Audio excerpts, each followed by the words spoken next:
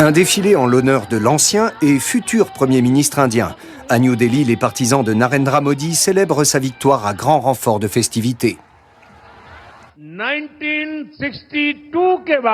C'est la première fois depuis 1962 qu'un gouvernement est réélu après 2 mandats. Mais en réalité, c'est une victoire à la Pyrrhus pour Modi. Son parti a perdu plus de 60 sièges et cette fois, le BJP n'obtient la majorité absolue qu'avec ses actuels partenaires de coalition. La bonne surprise revient au Congrès. Avec ses alliés, le parti d'opposition a presque doublé le nombre de ses mandats.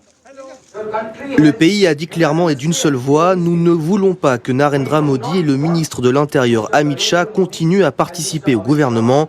Nous n'aimons pas la façon dont ils ont dirigé le pays. Nous rejetons la façon dont ils ont attaqué la Constitution.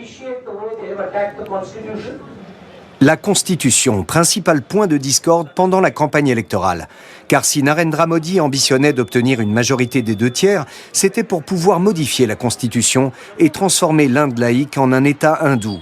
Les discours de haine et la discrimination envers les minorités religieuses ont fortement augmenté depuis que les nationalistes du BJP, le parti de Modi, sont au pouvoir. Agressions et lynchages se sont multipliés, contre les chrétiens mais surtout contre les musulmans.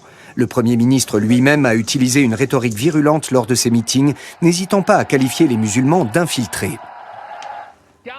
Si le gouvernement national indien l'emporte, l'argent que vous aurez durement gagné sera donné à ces infiltrés. C'est ce que vous voulez ? Les musulmans ne sont pas les seuls à être attaqués. La séparation des pouvoirs est menacée aussi. L'opposition accuse le gouvernement d'avoir nommé des proches de Modi à des postes importants à la justice et à la Banque centrale.